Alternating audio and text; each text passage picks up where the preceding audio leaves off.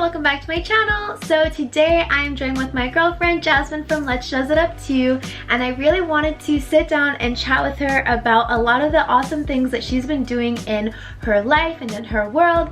And so I wanted to probe her brain, and I also wanted to make this video really inspiring and helpful to you guys, because you guys know we're all about dream life creation and creating a life that you love.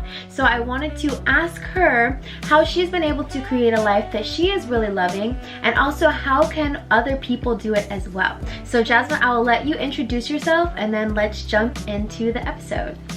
Hey, my name is Jasmine. I have my own YouTube channel, Let's Jazz It Up 2, as she said, and I also do notary courses, LSA work, and I also have recently started a real estate journey, making Airbnbs out of cabins and tiny house properties. Yay! Okay, I love it. So you guys make sure that you check out her channel, check out her YouTube. She's also on Instagram, and show her some love. All right, Jasmine. So I've been asking you, for those of you guys who don't know, by the way, you might be listening via podcast or on YouTube, but we have been spending the entire week at Jasmine's tiny house. So we are currently at the tiny house right now, for those of you guys who are watching us on YouTube. But if you're just listening, we are currently at the tiny house in Tennessee.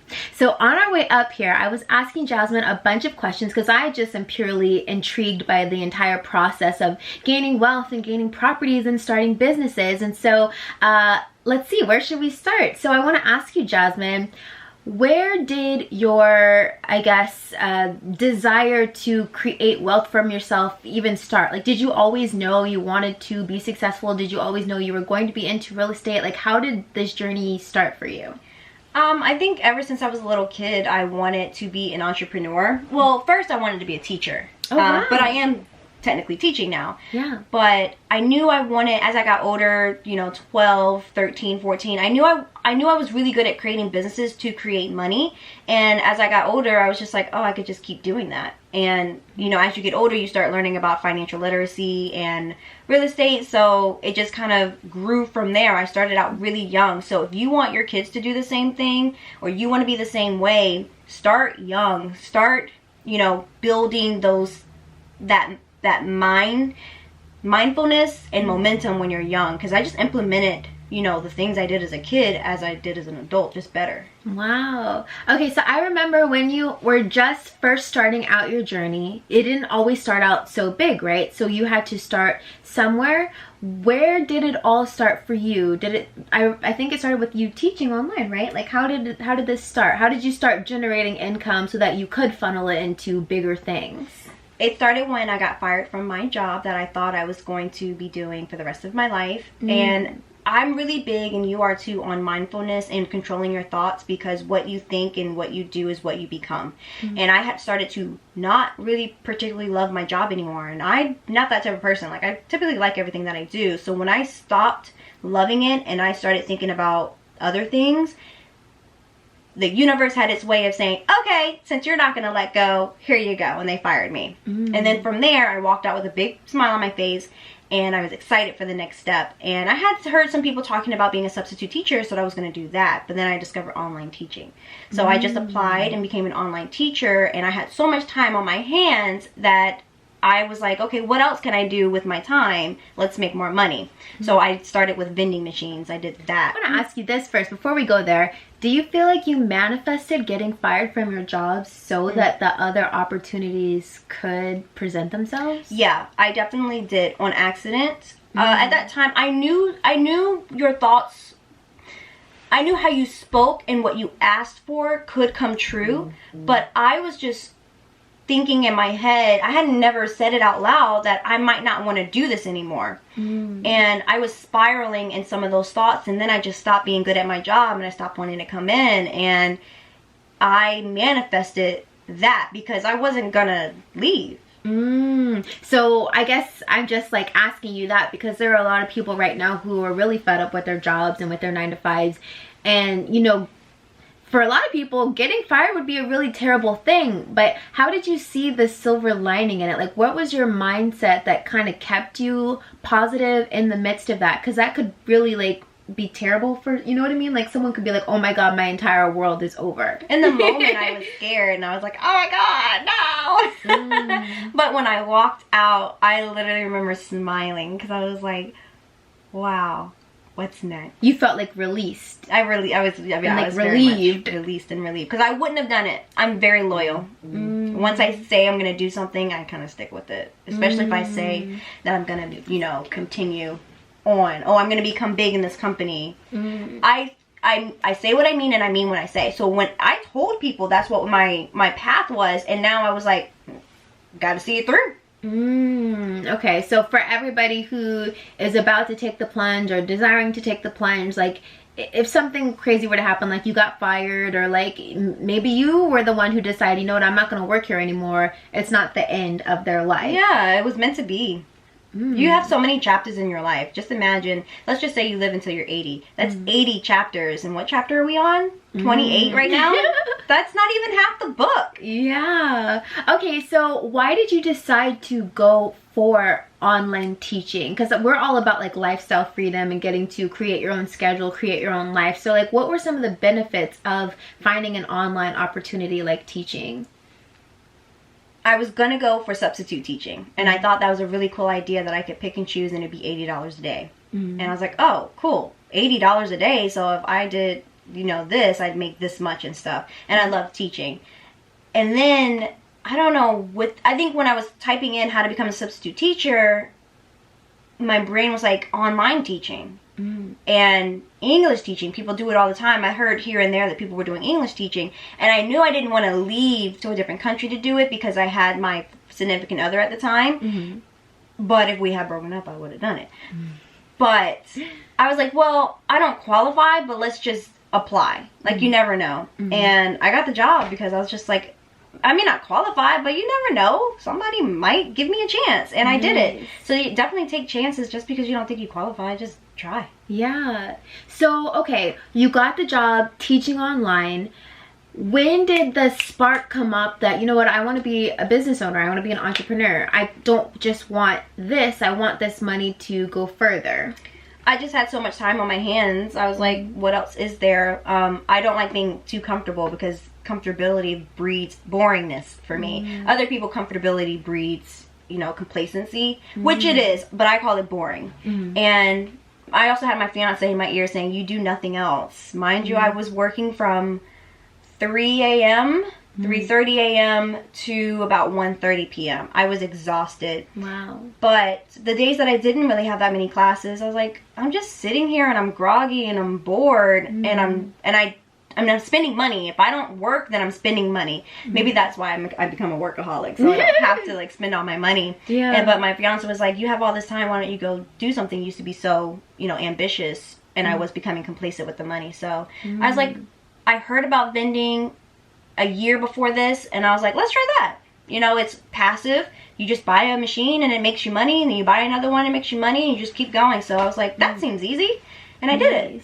So you were able to continue traveling the world while also doing this online teaching job. Was that like a benefit of doing online work? Like, you still get to create a life you love because travel is really important to you? Yeah, I did 1 year of full traveling, and then the panty hit, and we couldn't anymore. So that I was complacent again. And a lot of people took that time to be complacent, and a lot of people took that time to create a business, and so I did. Because food was not shutting down. So I had a way in. Nice. So how much money did you save from your teaching job to invest in your first business?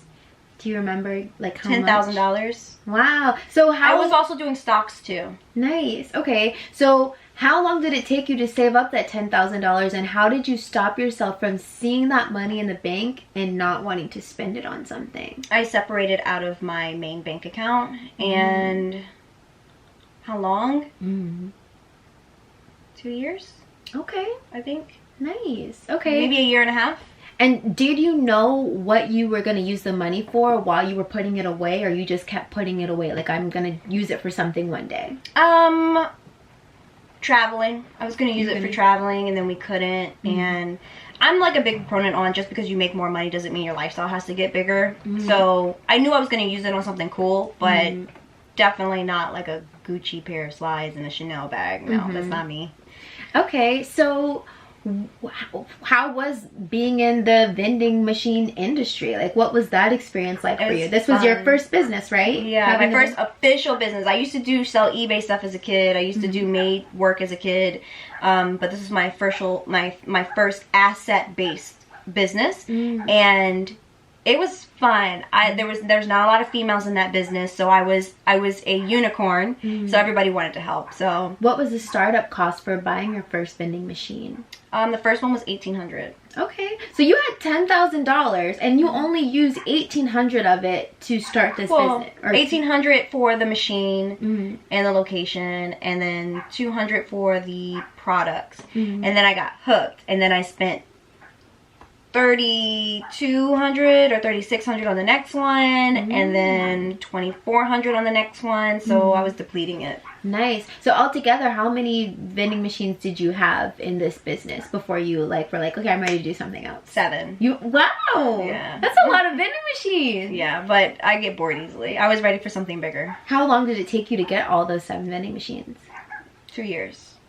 And on a scale of 1 to 5, how difficult is it being in the vending business, like starting up a business and doing vending? Easy if you're good at sales. That's why I said that when I hear a lot of millionaires talk, if they all say if they lost what they had, they would get into sales, because if you're charming, you know how to talk to people, and you're nice, and it helps to be good looking, you can make there's a lot of money in sales. Yeah. So, you know, vending is a sales based business. You have to get out there and talk to people one-on-one and convince them to get the vending machine. Okay, so after you had your vending business, what was next for you? What did I do next? Oh, okay, I started teaching about notary stuff. So I made a video about side hustles, and I had done notary stuff sprinkled in here and there, but it wasn't like at the forefront of my mind of fun.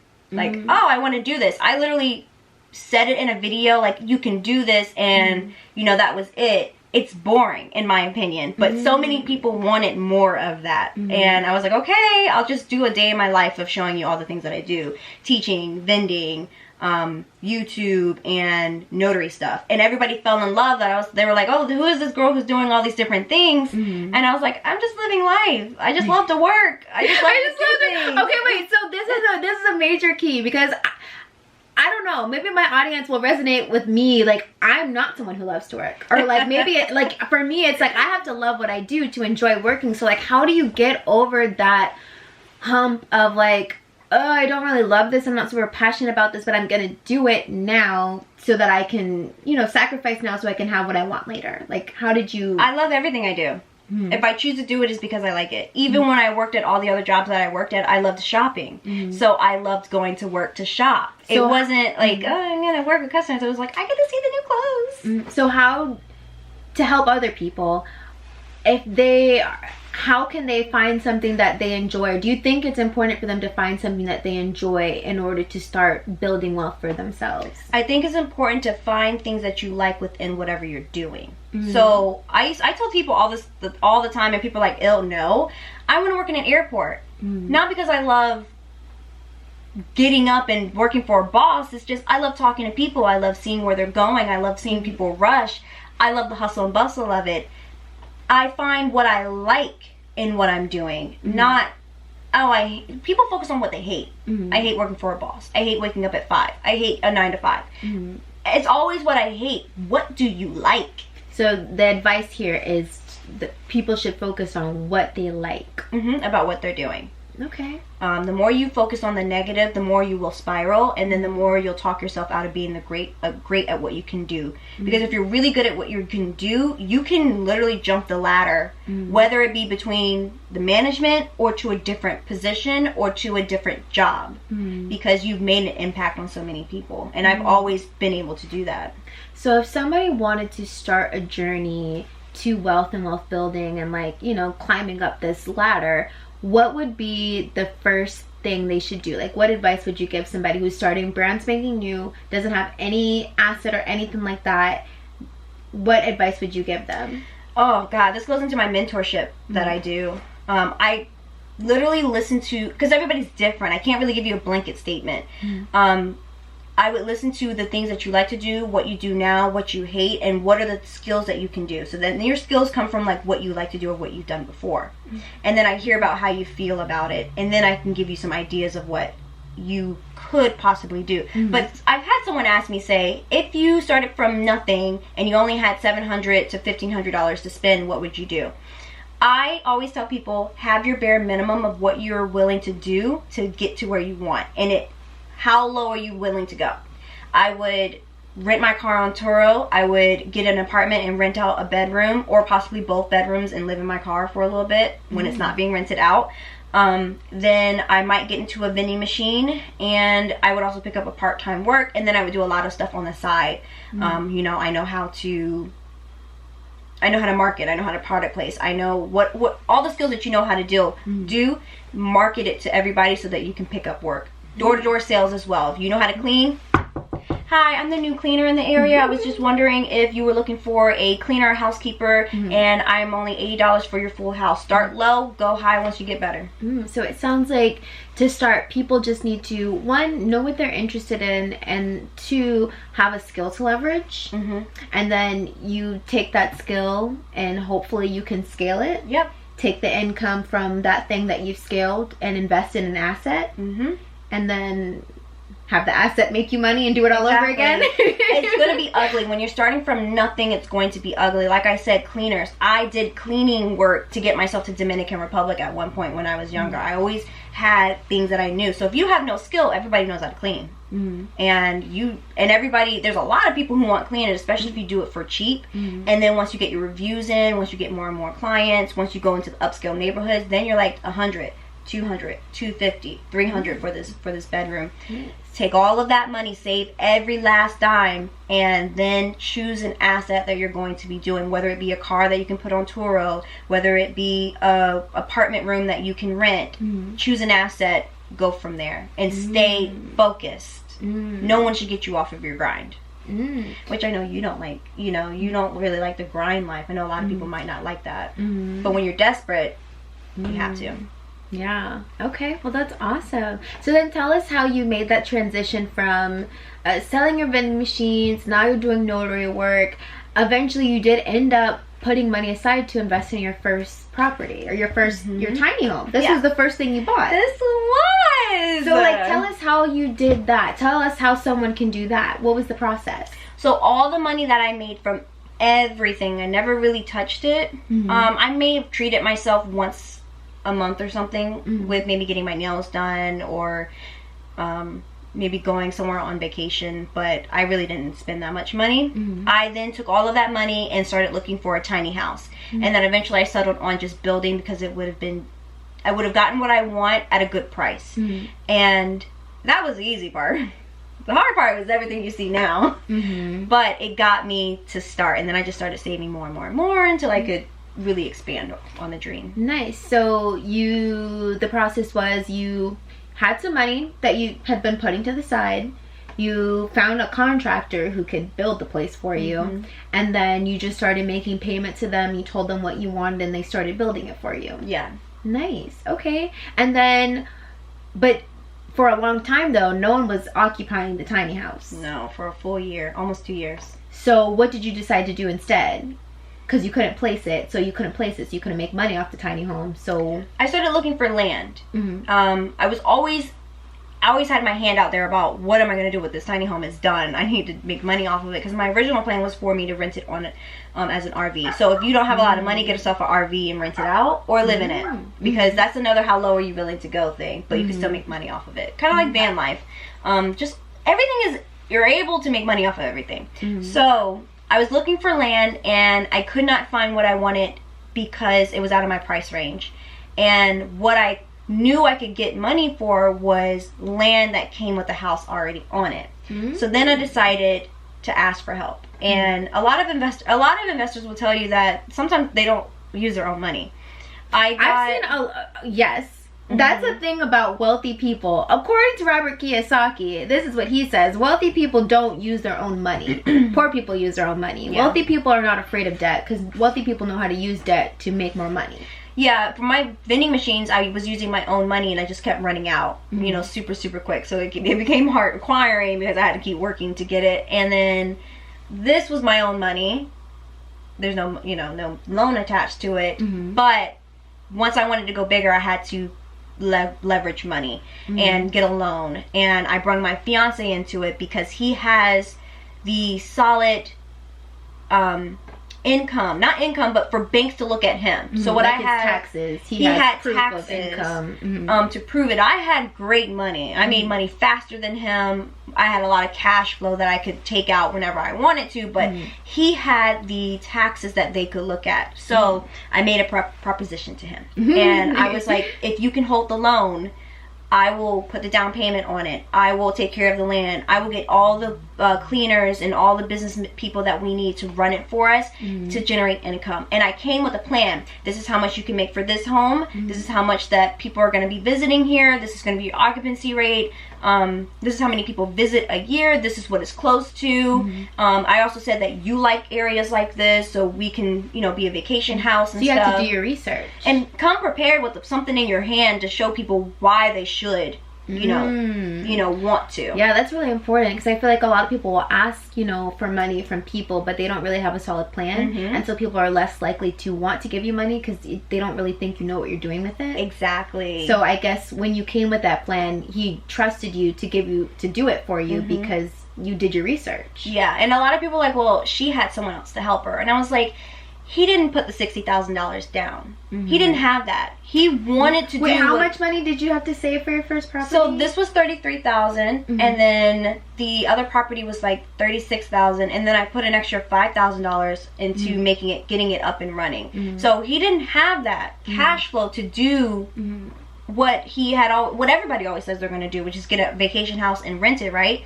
But it takes a lot of cash on hand to do that. I had it, so it was an equal partnership. I know a lot of people are going to ask you, how did you save that $33,000 for your first property, or was it $3,600 for the first property? This one or the other cabin? For your very first physical property, that not this, but your the cabin. Yeah. How much was the down payment, and then how did you save up for it? It was either $36,000 or $38,000, and it was a combination of vending, advertisements, sponsorships, YouTube, selling products, affiliated links.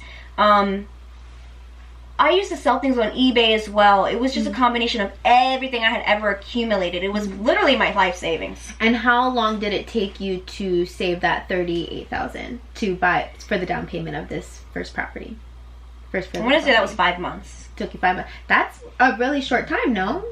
For a person to save up $38,000, that's a lot of money. How long did it take me?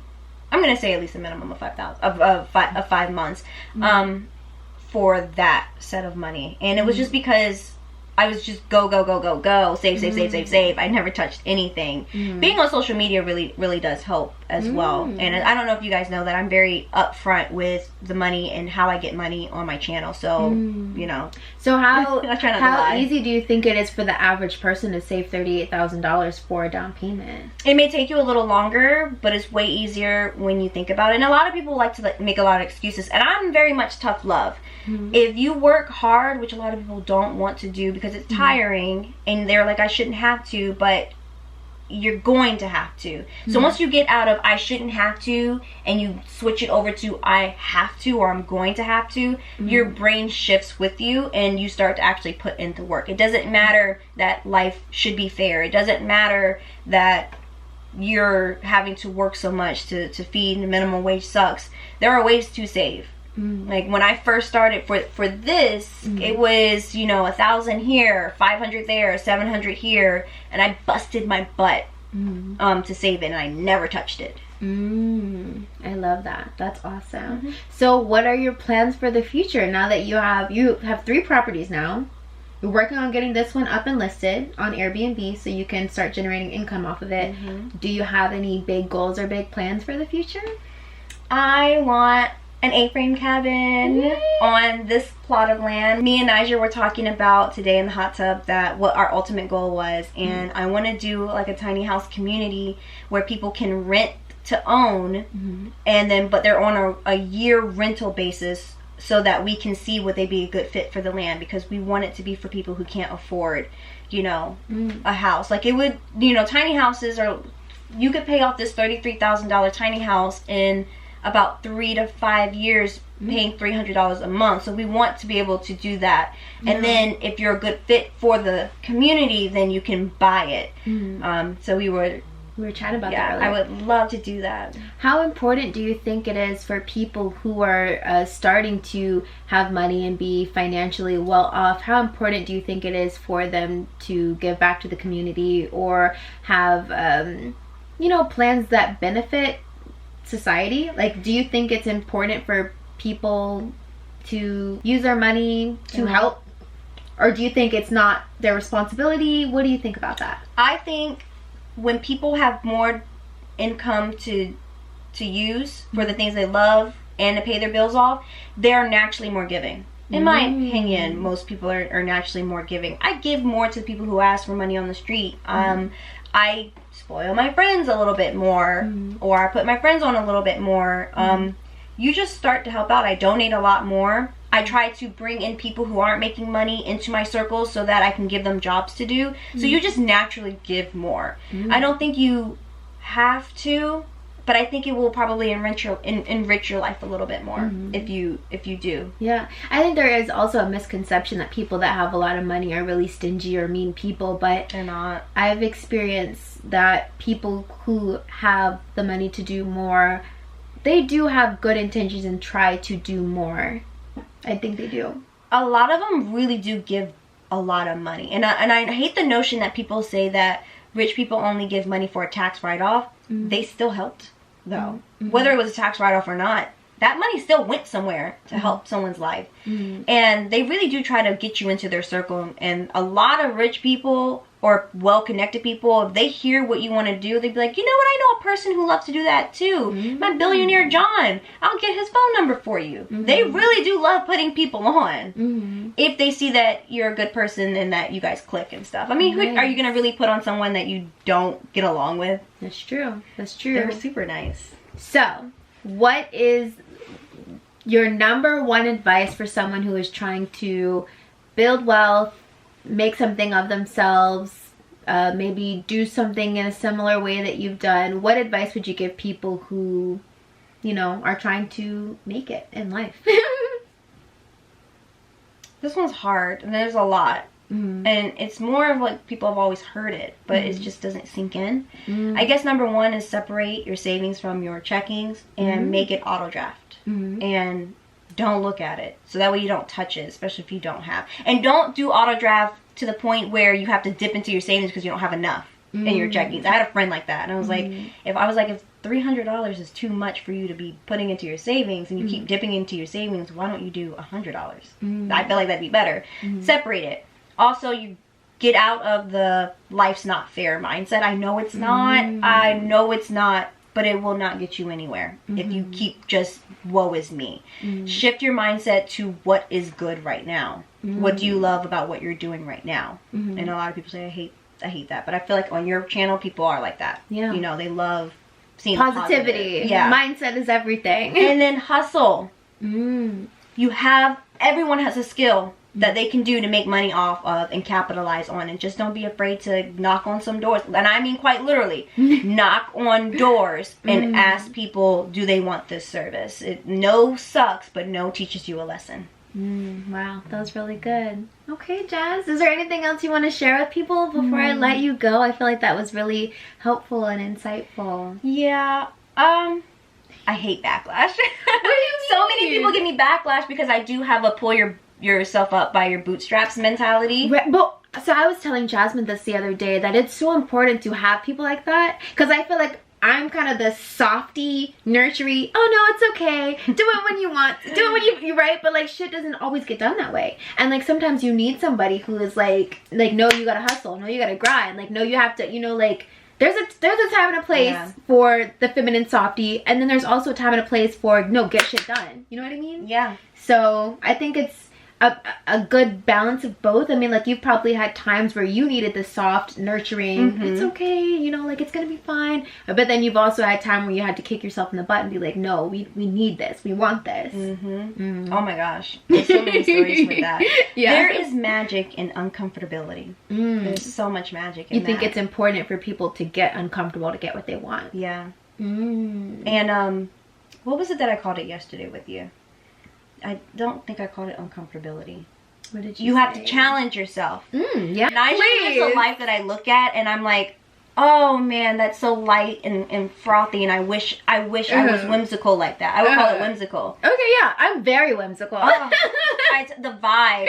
I think I told you, I wish I had your vibe. Yeah, but I see how you can't always be so, I call it airy-fairy, because I cultivated this, you know, like spirituality bubble, like everything. Dream body of self-care. Yeah, and it's nice. which is, there's a time and a place for it, but then sometimes you do have to be grounded back in the 3D. I think sometimes, a lot of times, for spiritual people, we feel triggered by the 3D. Like, being here on earth is very triggering. There's so many demands, it's extremely exhausting, and so I think that's why we like to stay up in the airy-fairy, softy, whatever. But, you know, like, sometimes you do have to come back down. I think that's why we work together. Well, yeah. Because, like, opposites attract. You're like, do it! And I'm like, do it when you want to! But you're like, but do it when you want to! Right. No, but I really see the value in how Jasmine moves and maneuvers, and I tell you this all the time, because, like, it can't always be airy-fairy. Like, sometimes, like, if you want to stop the struggle, sacrifices have to be made, and you have to hustle sometimes, and that just is what it is.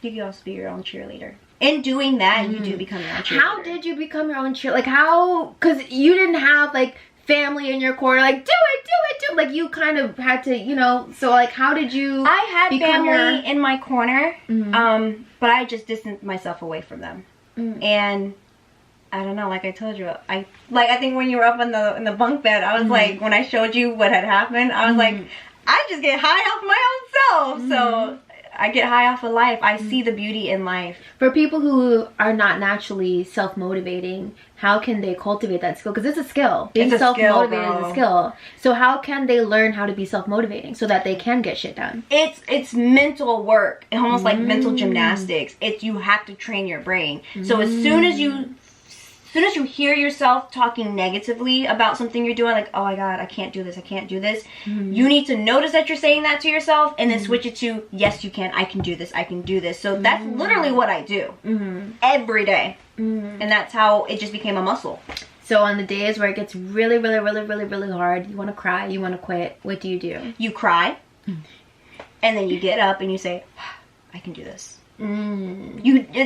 The goal is not to ignore the feeling. Because it seems like sometimes, like, when we talk about hustle culture and, like, just do it, it really seems like you're, like, beating yourself into submission. And I feel the inner child in me and the inner child in other people being like, oh, but you know, like, you're not taking care of me. Yeah. So, like, how do you find that balance of still taking care of yourself, still having self-care and self-love, but also challenging yourself? Cry, like I said, let yourself feel it. Set a timer if you need to. Take that 30-minute nap if you need to. But when it goes off, you get up. So don't deny yourself your feelings. Don't deny yourself your self-care. But set a timer, and when it goes off, get up. And do the work. Go shopping if you need to give yourself like 30 minutes to shop if that's what you like to do to decompress. I say if this walking is your thing, do your normal walking schedule, because that's really good for you. And then do it. Okay, that's good advice. So, do you make time for fun now that you have so many balls in the air? Do you feel like life was easier before? Do you enjoy life more now? How do you make time to still enjoy your life with so many obligations now that you have so many businesses to keep up? See, because I'm different. I've cultivated a mindset that's taken years of it. I've always been happy, as opposed, you know, in my adult life, I've always been happy. There's things happen in my childhood. But once I got past that, I chose to not be like the people who hurt me when I was younger. And that meant being happy with where I was in life. Like, a lot of people don't believe this, but happiness only comes to a certain extent of money. Like, they say once you get past $85,000 or $75,000, your happiness level doesn't increase. It stays the same. I was always at that level of happiness. So you're saying more money doesn't make you happier? No, it didn't. I was always as happy. But was I asking for people who are not naturally happy and are legitimately stressed out by life? Well, you will be stressed out and not happy in that instance because you don't have your basic necessities taken care of. But while you are working for those basic necessities, you need to see the light of what you have right now. So it could be, I'm so thankful that I have my kids and my kids are beautiful, or I'm so thankful that I have this beautiful decorated living room. I'm so thankful that I have a family who has my back. Like, you have to find the small things in it. Even if it's work that you hate. Maybe you're an author at a horrible magazine company. Like, you hate the people that you work with. I'm so happy that I get to work on writing, which is what I've always wanted to do. While I love this article that I'm writing, I'm so happy that I have a cubicle buddy next to me who's like so funny and stuff. Like, you have to find the happiness in that stuff and cling on to it. Okay, so you're saying like gratitude is really important. Yeah. And then like mindset is everything. If you want to make this work for you, you've got to get the mindset down, because when it gets challenging, and it will, this is the only thing that will help you to keep trekking forward. It's the only thing you have. Mindset and gratitude. And you can control. I love that. Okay. And you do it too. Like, you do it so well. Like, when things hit the fan for Nija, I'm over here cussing when it's me. And Nija's over here like, well, I'm like, at least it's a good day. I'm like, maybe if I just go meditate, it'll all be okay. Like, I'm just gonna go meditate. She does it so well, is that she finds the light. Find the light. But I will say this though, like you said, I do allow myself to feel what I'm feeling. So like, when I feel down, I let myself feel down. If I need to drag myself down to however low my soul wants to feel at that moment in time, I let it happen. I let myself do it. And then I'm like, okay, but you know we're not going to stay here. So what is right? What's going right? What are we grateful for? What are we aiming for? And that kind of raises you back up. Also have a why. Ooh, that's important. Know your why. Why are you doing this? Like, I think I told you when I kept losing all of my things that I was trying to get to this point. And a lot of people would have just quit at every single step that I had kept falling down from. But I knew my why. And when I did get an opportunity, which is what I had asked for, but I knew wasn't right for me, I had to know my why and walk away from it. Wow, that's big. Yeah. Well, thank you so much, Jasmine, for your insight and for your wisdom. I really hope that this was helpful and inspiring to you guys in creating a life that you love, creating your dream life. Remember to stay motivated, stay driven, know your why. Mindset is everything. And, you know, make it to the top. If that's what you desire to do. You know, everyone doesn't desire to be a millionaire, trillionaire, billionaire. So I guess it's a matter of knowing what you want, knowing why you want it, and taking the steps to get there. And remember, it's not straight to the top for everybody. Like, there are ups and downs for everybody. But no matter what your obstacle is, and no matter what your opposition is, you still have the ability to make your life and create your life to be as incredible as you want it to be. Yeah, and the obstacle was put there for you to learn anyway, so don't get too hyped up on it. Yes, remember when you get those obstacles that it is only testing you so that you can become stronger and better and greater. And learn from it. Yes. I can't tell you how many. How many times? I've had so many, but looking back on it, I was like, wow, I'm so grateful for that, because I learned.